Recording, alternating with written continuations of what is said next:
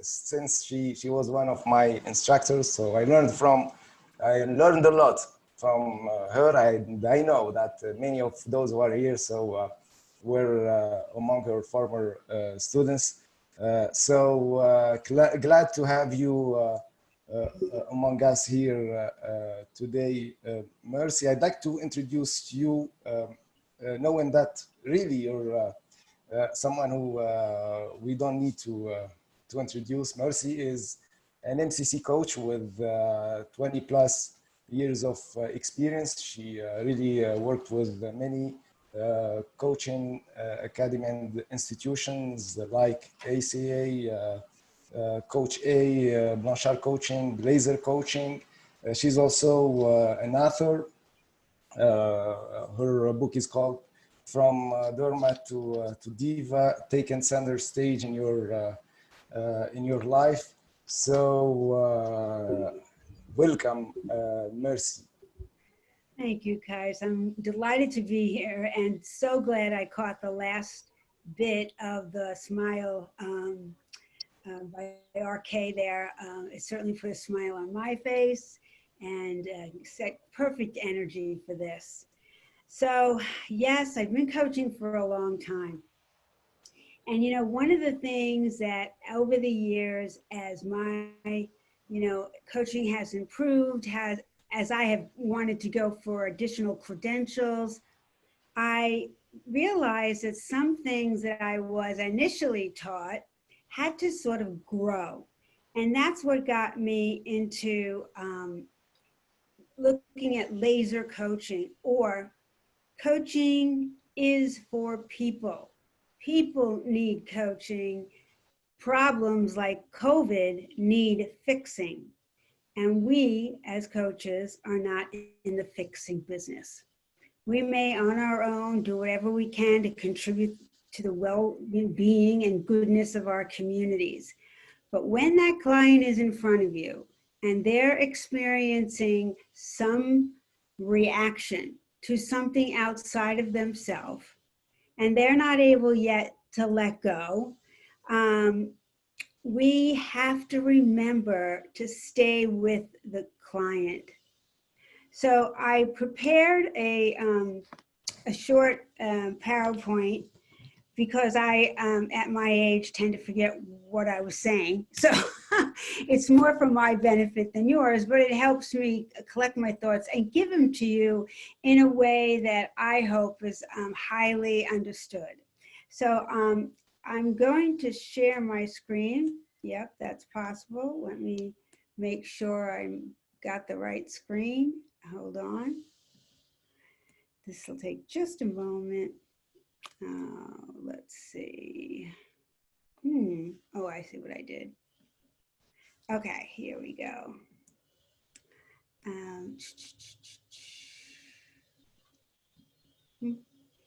This always seems easier when no one's on the phone.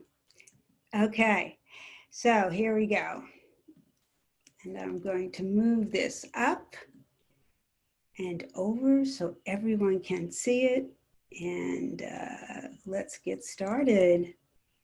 So what I invite you to do as I go through this is to make note of anything that, I don't know, comes up for you. Maybe it's a question, a comment, some contributing feedback that would make this, this time together all the more richer, all right?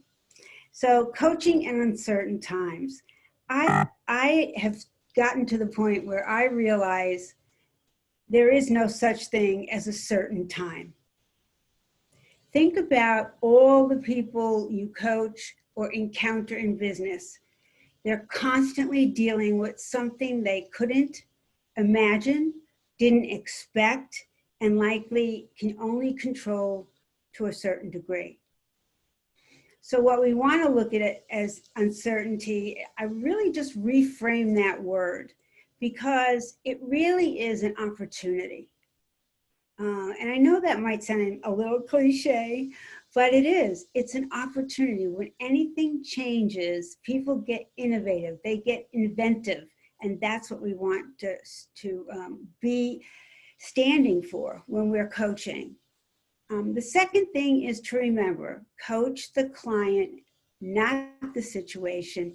And when it comes to COVID, that's a little bit harder. We all are going through this. This is the first time that the entire world is experiencing the same thing.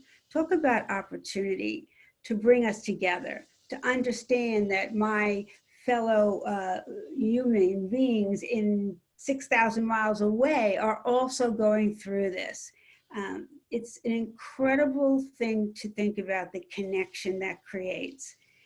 And third, I'm going to talk about nurturing the coach, because you know what? We can't help anyone reframe, change of perspective if we agree with the problem. So we need to take care of ourselves. We need to build our muscle for observation, to let go of judgment, to know when I am going down a judging path and be able to right myself, because it will happen. We are human. Humans judge. It's part of the whole brain wiring. So life and uncertainty. Yeah, life is uncertain. If you took a minute right now to think of something in your life that you didn't know what was going to happen, and yet you thrived, you succeeded. You might have stumbled a little and you might have weebled a little, but you got there. You got there. And this time of COVID is no different, really. So coronavirus here gives us the opportunity to show up and bring the impact of the coaching process to the world. That's the opportunity and the legacy I want to be a part of. More and more people are going to need a personal touch as we continue to live virtually. The one-on-one, even if it's on Zoom or Facebook, is becoming more and more desirable. People want to be seen, heard, and understood. That's the number one adult need that coaching provides. And we need to understand people and their particular challenges with COVID. But I hold this as my intention, as my legacy, as what I've been, learning all these years, and it all comes down to opportunity. And if, in case you think that I, have lived a sweet life, I have not. So I was one of 9 children, okay, and we were all very close in age, and that alone caused so much challenges. And yet today I'm blessed to have those siblings. I worked in politics. Talk about a world that's fraught with not letting go, with trying to control the uncontrollable, which results in unethical behavior. Yeah, I left that world. I left it with no money in my pocket, and I set a course for taking care of myself because I was a classic burnout. So I know what opportunity looks like, and I know what that period right before you switch and reframe to opportunity feels like. So we can only control up to a point, right? We can do a lot of things, but we can't always control the outcome. And that's important to realize. When you're coaching, you're really not coaching to get to an outcome. That's not your job. Your job as a coach is to work a process to the best of your ability, and the actions and the outcomes will result and be right for the client. So one of the things I learned in studying for the MCC, you have to let go of any push. That doesn't mean we don't motivate or inspire, but we aren't, as you know, we don't have an agenda. So if you feel like at any point you have to make this person feel better, or I need to give them suggestions. That can be done, but maybe take a minute and think about what does this person really need? What are they capable of? So some of the things you're going to hear in the world today is anxiety. All right.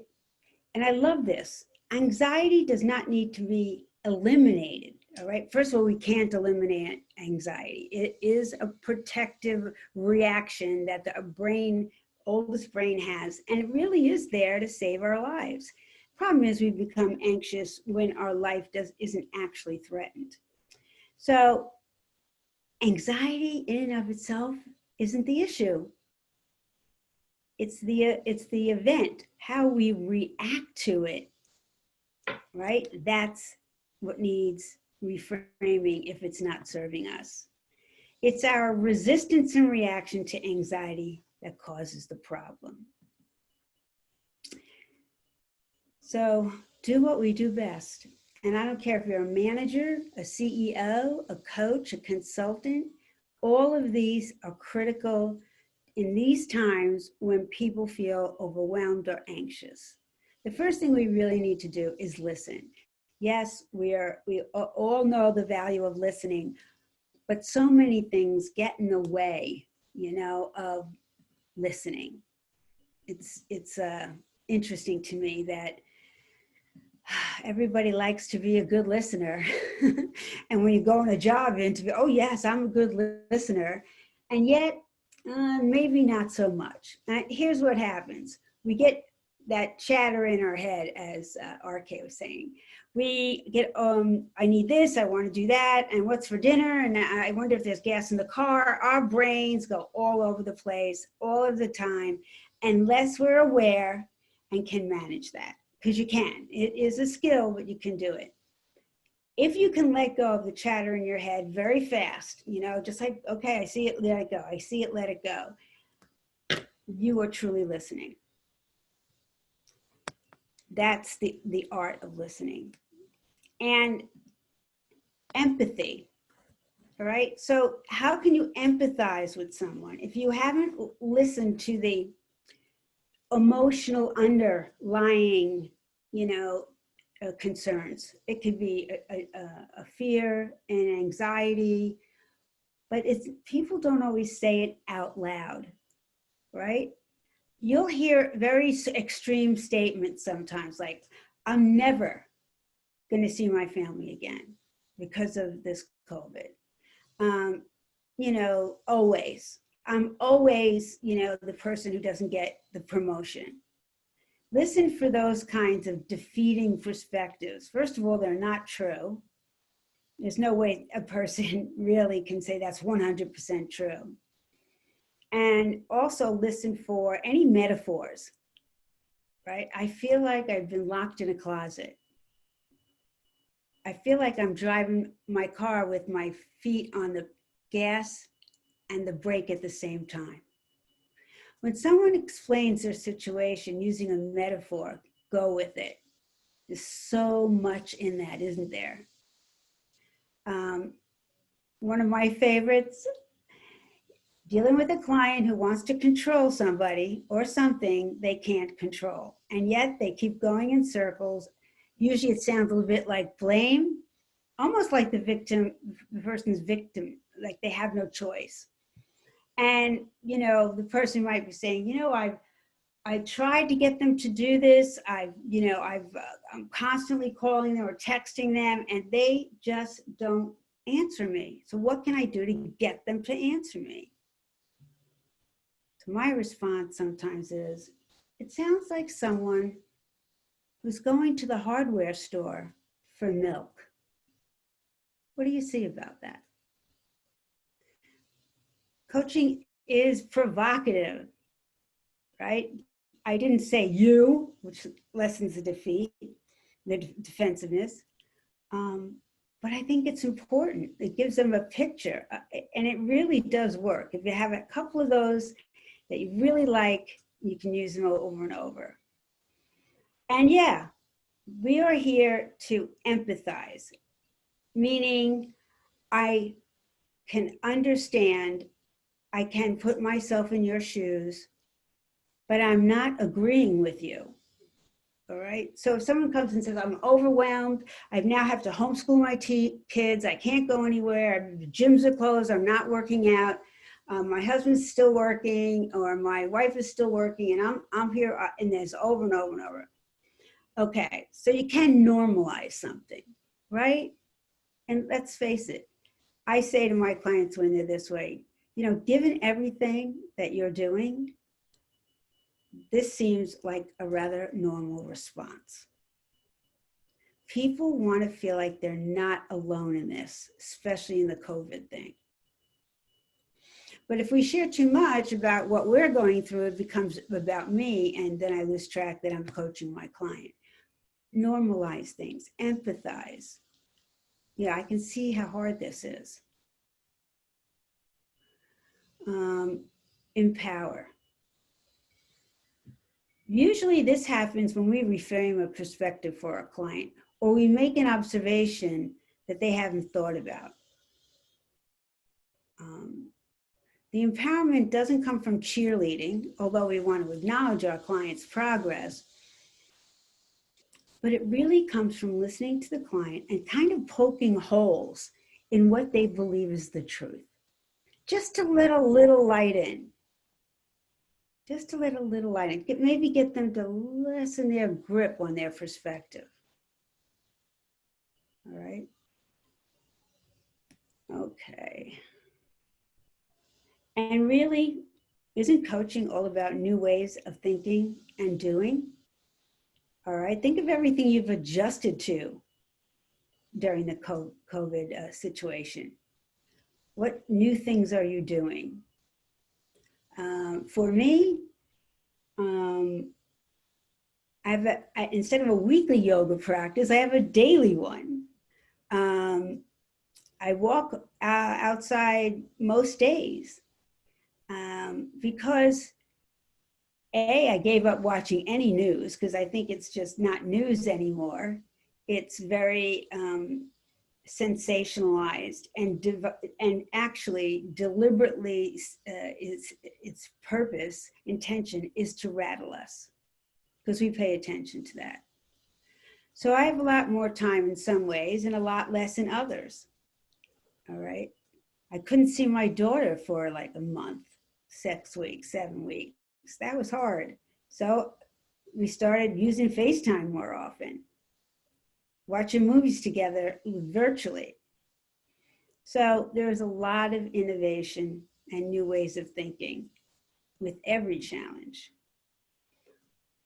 And yeah, be that person that says, well, that doesn't sound right. Or what else is possible? What else could happen here? That's the greatest question. I love it in coaching. Someone's on and on and on, and my boss doesn't like me, and I'm never going to get ahead, and he ignores my texts. He ignores, he never really makes time for me. I think he hates me. And then I'll just say, okay, that's one possibility. What else is possible? Changing our status quo. So I'm going to pause here for a minute. And I want to ask for any questions or comments, and I get to read the crisis and opportunity. Excellent. Yes. Yeah. Thank you, Johnny. That's great. Questions, thoughts, something to add to this?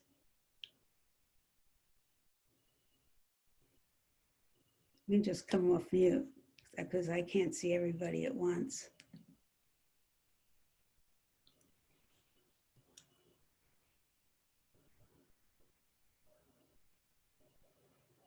No? You're all set for now? I thought Johnny's reply was brilliant, that COVID has COVID has turned geography into history.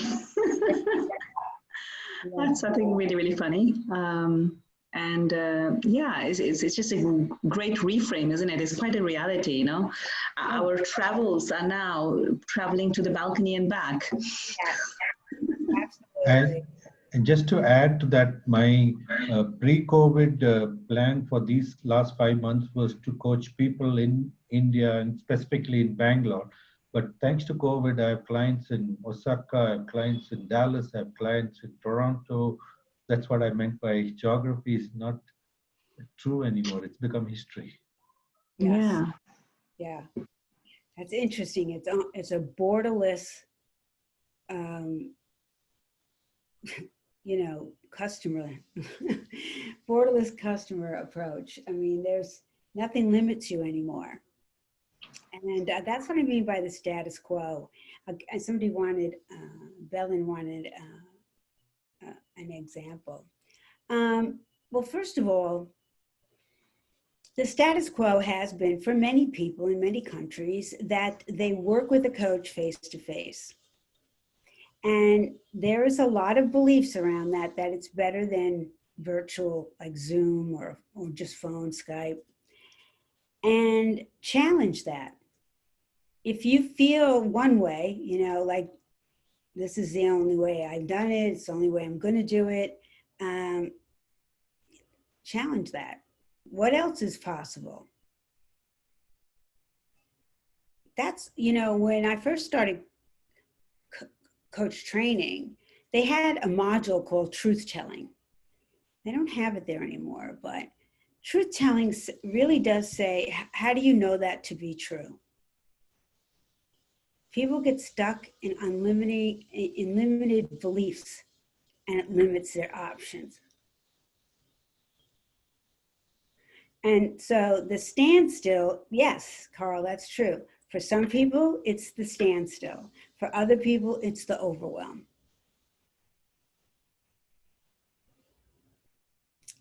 Yeah.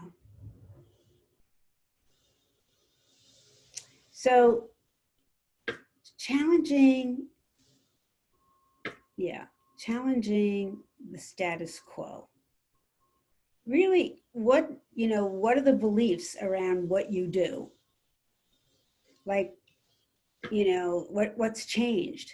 What are you challenging that you always did and doing something else? Yeah, COVID situation allows us to work remotely from any location. Yeah. So if you have too much free time as a result of this, you know, what opportunities does that present for you? I don't know about you, but I would like to read so many more books on personal and organizational development, which I always have a stack that I never get to. And during this time, I was able to read more, write more, think about what changes I want to make to my LinkedIn profile or my website. All right, so there's the business end of it. Yeah, thanks, that's a good one. Working with people all over. I have always worked with people all over the world, and I have done 80% of my coaching online or, you know, conference calling before there was Zoom and Skype. Yeah. The other thing is, you know, what has us not wanting to be still? Think about it. What has you not wanting to be still? Because the stillness is where I think we get insight, where we can take advantage of wisdom that we have and apply it. You know,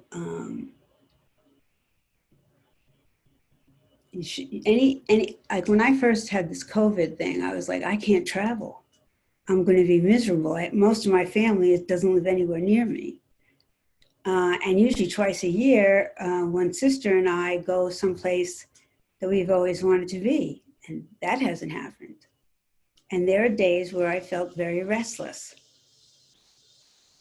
And I said to myself, what's that restlessness about? Is it you don't enjoy your own company? Would you not take yourself out to dinner? Is that the kind of companion you are to yourself?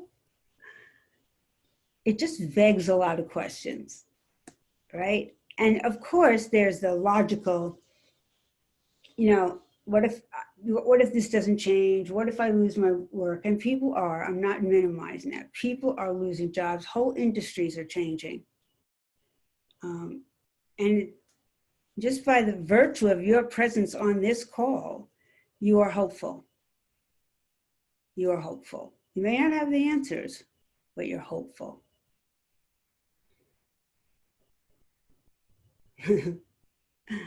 Yeah, Carl. Studied Latin again. Oh my gosh.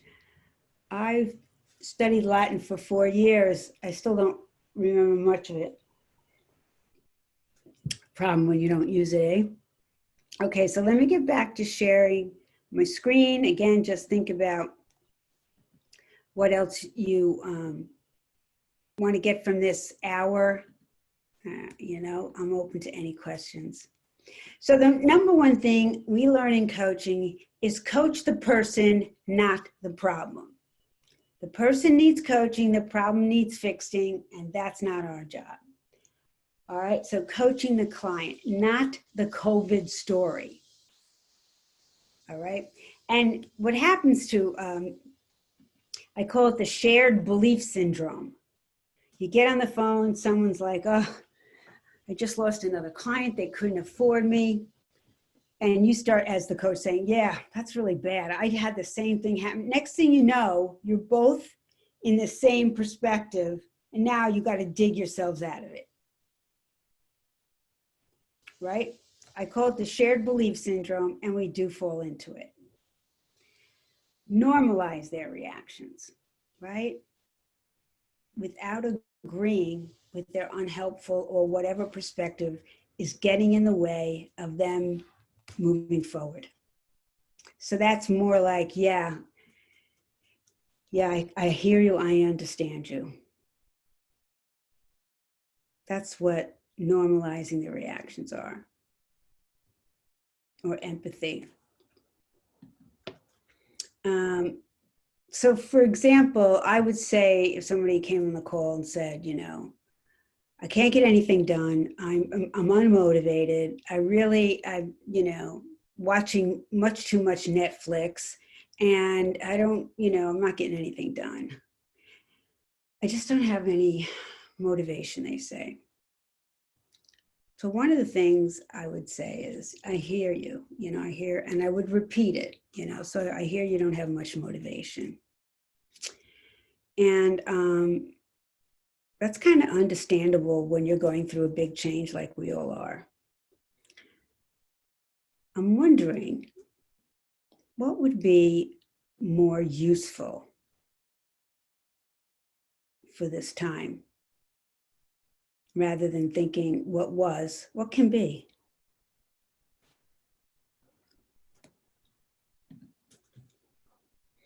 And again, listening harder than you've ever listened before. Literally, if you just shower appreciation on the person who's talking, you can do this anywhere in your life. It's like I learned it, and it was called the appreciation drill. It's you literally, as you're listening to someone, just listen, but also like imagine you're just appreciating them. Some people see light that they're putting in their faces, or some people just hold, I appreciate, I appreciate, I appreciate. And when you do this, if someone started being very animated here, they slowly settle down. Just by you appreciating them, and they don't have to know you're doing it. So I invite you to check that out. I did it with my young daughter, who's not so young anymore, but when she would come home complaining or feeling, righteous that something was unfair, I would just listen.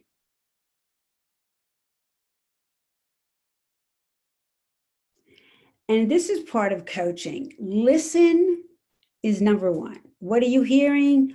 What didn't you hear? What is the vibe you're getting, the energy you're getting, body language? That's all listening, right? And what, as I said, what gets in the way of listening is either we're in our head trying to fix the problem, or we're too tired. We're worried about performing. We're worried about the outcome. We're just not focusing on that highest level of listening. When you listen, the client will tell you a lot of clues. They'll tell you their perspective, their limiting perspective. They might even give you a clue into what the theme of the coaching is. And I'll talk about key themes during my MCC demo. But you'll hear things like, oh, this person's trying to control something they can't control. Or this person had expectations that this would be the best quarter in their sales, and it's not. All right. Expectations, unmet expectations, unreasonable expectations, unrealistic is a common theme in coaching, as is control. It can get in the way of making a decision. I want to control the outcome of something I don't know. And I also have the perspective that there's only one right decision, and all heck will break loose if I don't pick that one. Always a bit of an exaggeration.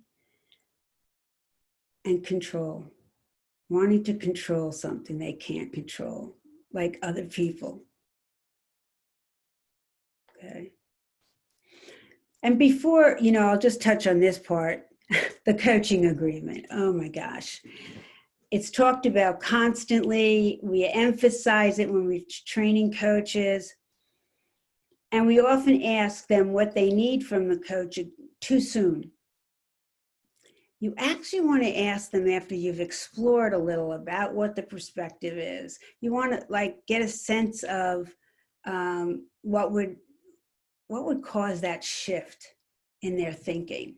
And when you hear the beginning of that, that's when you say, okay, so how can the coaching support you today? You can ask it earlier, but you're inevitably probably going to ask it again, just by the nature when they unpack something, right?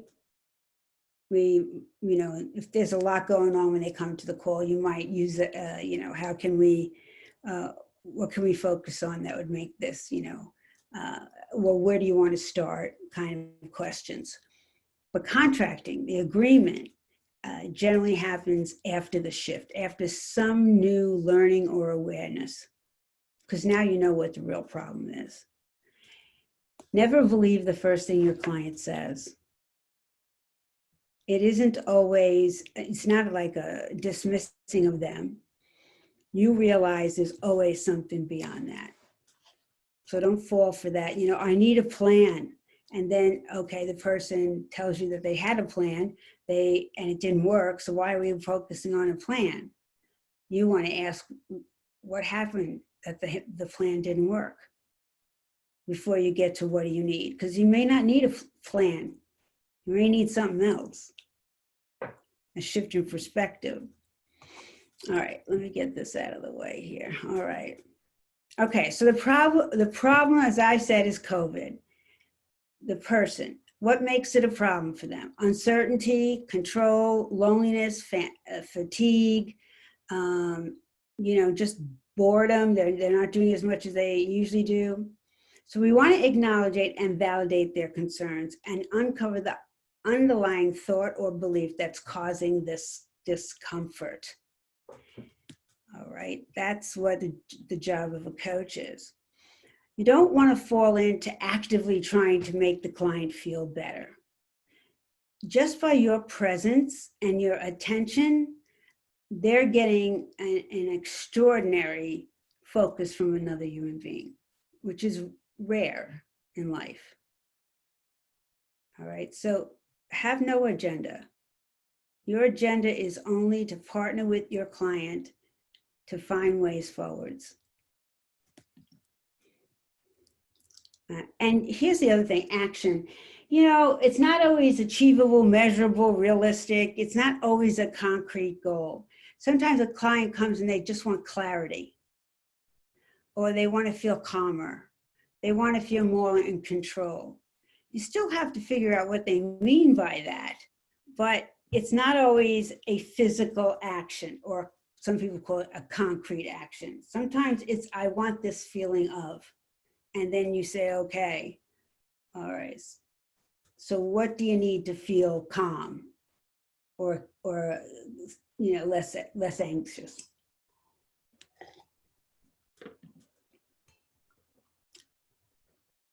And in this time, it is wise and ethical to be willing to suggest additional support, such as therapy. You know, maybe they need to revisit some medications they're on. Don't think that this is, you know, sometimes it's bigger than coaching competencies. There's something else the client needs in addition to that, especially now. So I'll wrap up this part with the care and feeding of the coach. This is really important. I can't be fully present for someone if I'm, you know, not taking care of myself. I am my bricks and mortar. I am my only, you know, working place. It's me. So we want to be in really good shape, that we can coach during times like this, that we don't get caught up, that we monitor our own feelings. If you are feeling in a particular day restless or overwhelmed or sad, even sad, because people do not always think about grief, but we are grieving the old ways. It's more pronounced for others than some, but that's what's happening. So if you're grieving the way things are, or you're having difficulty with it, first of all, get a coach. And second of all, do the things that you normally do to get right, to be right there with your client. You know, take care of yourself, drink water, you know, have your energy, manage your energy like you manage your money. Always have reserves. Smile. I'm a big fan of smiling. Okay. And again, as a coach, focus on what you control, all right? Make sure you are taking care of yourself, because you can't drink from an empty cup. I can't offer my clients something if I'm bereft or feeling like I'm not 100%. All right? What's the worst case scenario? This is what we want to focus on, right? How likely is the worst case? What would you tell a friend going through this? What can you control, and what can you do about those things you can't control?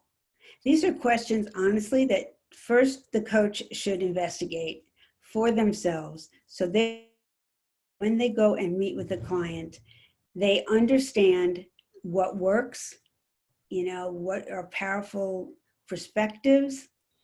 And of course, the first two questions here is, how do you know it to be true? Or, you know, the worst that can happen is you, I don't know, never get another job. All right. How likely is that to happen, number one? But number two, it's like, all right, so what's the best that can happen? You know, challenge that belief. This is what I call halts. Never let yourself as a coach get too hungry, angry, lonely, tired, or sick. Like I said, you are the bricks and mortar of your practice. And if you're a consultant or a business person, this is also true. If you're managing or leading, it's very hard to do it if you are suffering from, not meeting your basic needs, it will affect your behavior toward others. Okay. All right, let's see what's next. Working on accepting the unknown and the uneasy feeling that it accompanies. Be okay with uncertainty. Be okay that it's all a mystery. If you can manage it, actually look forward to unraveling the mystery. But anxiety and concern is temporary. It always is temporary. Try to find comfort in knowing that we are all in this together, of course. And also, we as coaches, we always say the client is creative, resourceful, and whole. Well, we all are. We want to believe we all are, which means we have what it takes to get through this and to reinvent ourselves if that's what's necessary. The only way out of despair, Joan Baez said, she's an American folk singer, is action.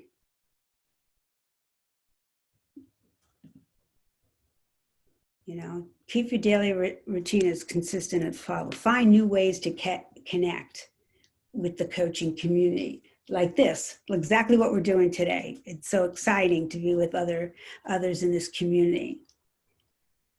Cut back on your media, definitely. Find a limited amount of time, because it really does, it's neuroscience. It creates an alarm in your brain that doesn't go off, and it's not helpful.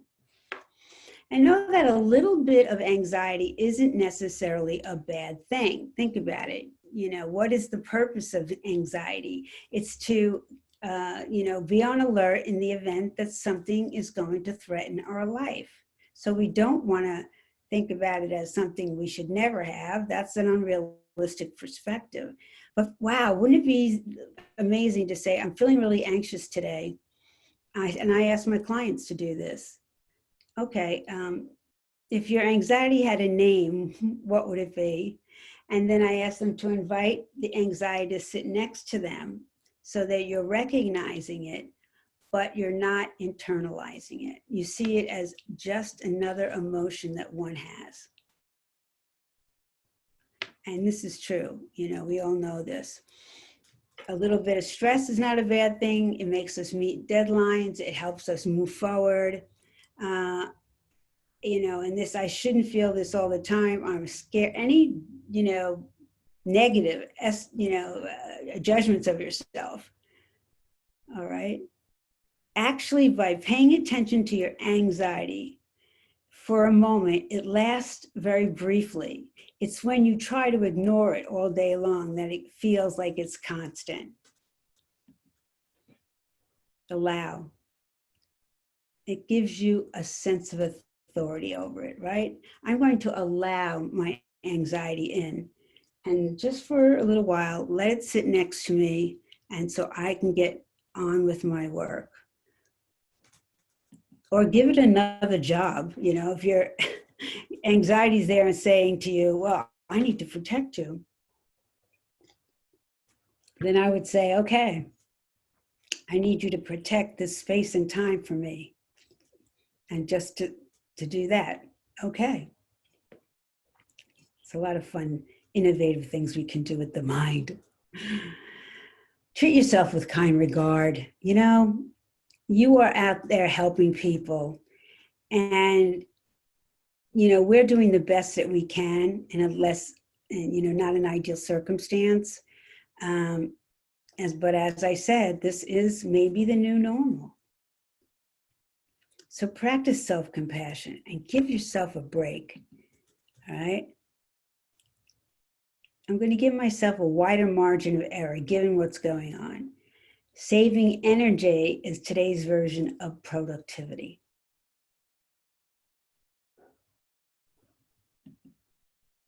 Thanks. Now let's get this stop share. All right, questions, comments. Yeah, but I don't get this, or I don't understand what you said, or just a question. Merci, I'll do what I used to do. I'm always the first to jump in, so I know. Break the ice, yes. Okay, so my question, I know that there are many business leaders in here. So, and they are saying maybe the notion of coaching clients, not the story itself, is challenging for some business leaders. So I'm now really in the middle of a crisis. So my market share is really shrinking and I need to work on sales. And that's exactly my problem, and I'd like to coach my sales team on that. So, and you telling me to focus on the client, on my people, not the story. So how is it going? Yes. Well, you know, and I do a lot of executive coaching and team coaching, and sometimes it is a blend. It's a blend of consulting and coaching. But even if you knew nothing about what this sponsor of the coaching wants, what is getting in the way? What's keeping people from solving this themselves? What are the dynamics of the team? You know, are there trust issues, communication issues? Because how can you put your head together, roll up your sleeves and fix this if you're like a car with 3 flat tires? So when I, you know, pitch something to a sponsor, I'm going to say that to them, yes, I know a little bit about what you're talking about. However, you have these good people that you want to invest coaching, you know, in coaching them, even if it's manager as coach. So there must be something in you, I sense a little frustration even, that they should be doing this. Well, let's find out why they're not. Let's investigate this lack of progress. That's a coaching thing. Yet, are they going to bring up things that are systematically not working? You know, there's a log jam here. There's, you know, this isn't happening. The equipment's too old, whatever it is.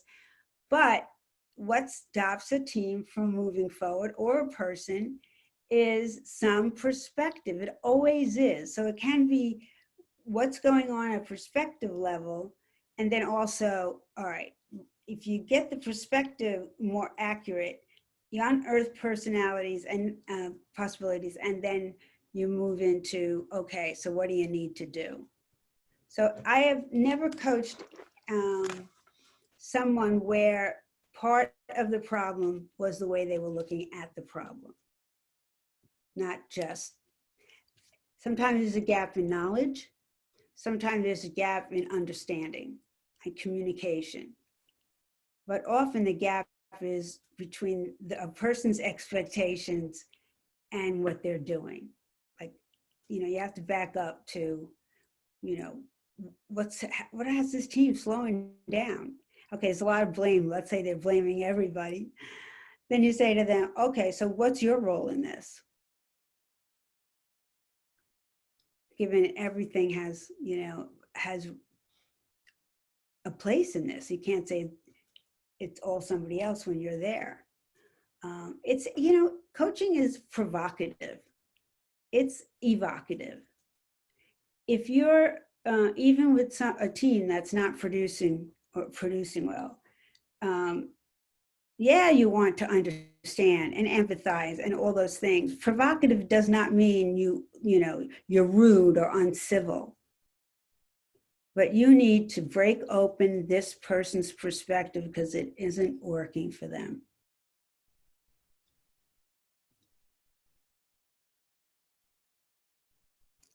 Yeah, there's lots of blended coaching going on out there. It's realistic. I think, you know, when you're studying coaching or training others to coach, you tend to, you know, focus on what coaching in and of itself will do. Okay, so I see Dr. Bala. Let's hands up. Go ahead.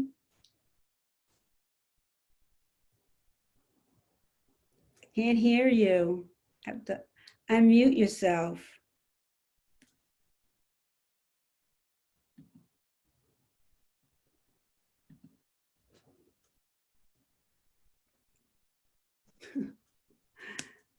Okay, can you hear me now? Can I hear you now?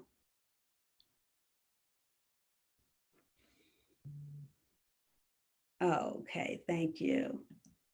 I support and help us to keep in check, also to keep us moving forward. My question basically is, how do you manage the negative consequences of anxieties, especially now in uncertain times that we're experiencing due to this COVID pandemic?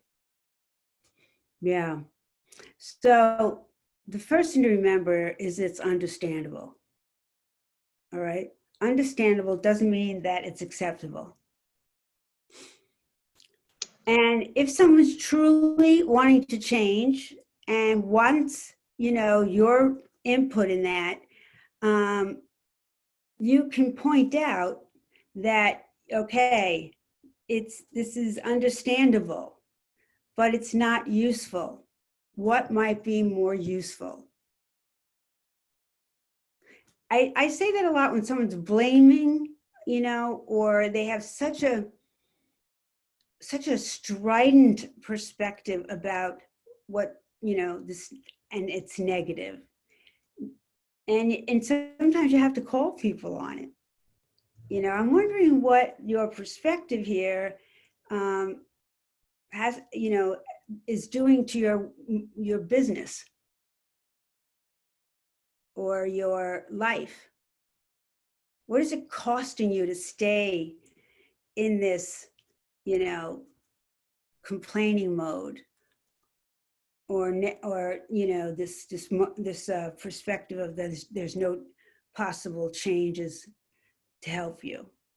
What's it costing you? What it's costing you is a lot of people don't like it. They want coaching to be all positive and everything, but it's not. What motivates people is pain and discomfort. That's what motivates people. So when someone's really in a lot of discomfort and pain and they want out of it, okay. But what's it cost? You know, what's important to you about changing this?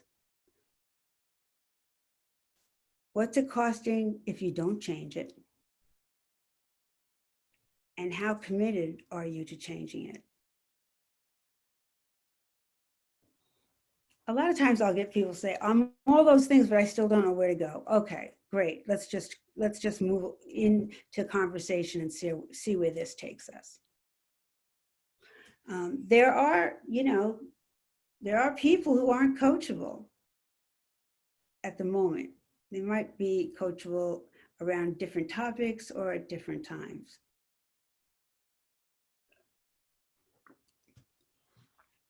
I hope that was helpful. Thank you. Merci, I have a quick comment. It's related to the life and the different uncertainties that you have traded within the slides. So you have traded 3 different parts. The first one was related to the outcomes.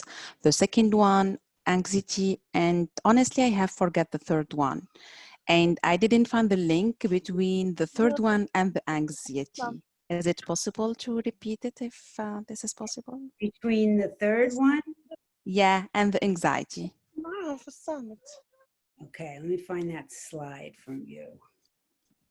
So it was towards the end? So I remember that within the slide, there were 3 different parts. The first one related to the outcomes, second one, anxiety, and the third one, honestly, I have forgot. Okay, let's go back. Stop me when we get there. It's when you have a shared life and its uncertainties. Oh, okay, so it was way before this. All right, so rather than do this, I'll answer the question. So, okay, you don't see the link between what? The different part when you have a shared uncertainties. Is it possible to share this slide? So maybe I can find where exactly the missing part. I think the session is recorded, so we're gonna share it with all the participants, so it will be easier for you to get that. Yeah, that part. Okay. So, okay. Thank you. And I'll be perfectly happy to answer any questions that you have. Yeah, Mercy, if we can share your contacts so people, if they'd like to ask questions, so they can do that, so they can email you or text you. So Okay. yeah, I I think what you shared is really interesting, a lot of things. So Okay. Oh, excuse me. I put my email. I also have a newsletter called the 1 Minute Mentor, where I go through some of this stuff in a very short and sweet way. So yeah, by all means, I love feedback and love to hear from you. yeah. So I think, Mercy, I don't know. So we're heading to the mentoring sessions. Yeah, yeah. So we're still with a few minutes left. So I'd like, if you allow me, so I'd like to summarize some of the key points of this presentation. So I can think of three really powerful points. So uncertainty is really something permanent. It's not temporary. It's always there. We need to cope with. So it comes with not just threats, but opportunities. Always in any kind of uncertainties, there are always opportunities. And the third point, coaching is not about the story. It's about your people. Coach your people, and then you'll overcome all kind of uncertainties and turning them around into possibilities. So I don't know. So last word, I leave it to you, Mercy. So if you'd like to share something, go ahead. Okay. Maybe what comes up for me after Kai said that is it's really important to know that in coaching, building the relationship trumps getting results. Yes, you want to get results, but if you attend to the relationship, listen, be curious, wondering, then you know what happens? Organically, people come up with their own actions. That's what master level coaching is. You don't even have to suggest an action. It happens organically. Okay, great. Thank you, Mercy. It was a great session. A lot of insights, a lot of wisdoms, as wisdom of you as usual. Thank you a lot, and please let's really, as we did with the first session, immortalize this moment with Mercy, so it will stay for long. So this is a wonderful picture I've been longing to. So let's do it. Let's open our camera if you don't mind. So with that cheerful, beautiful smile, let's take this this picture. So if you can do it, it will be a really great moment for all of us. So are you ready? Is the camera on? Okay, I see a beautiful smile. Today theme is smile. Okay, great. So where is, okay. At 3, so let me close this. Okay. 1, 2, 3. Cheers. Beautiful, beautiful. Thank you all. See you in the next session with powerful mentoring, MCC mentoring session with our eminent coach, Merci. So see you there. Thank you. Thank you all. Bye.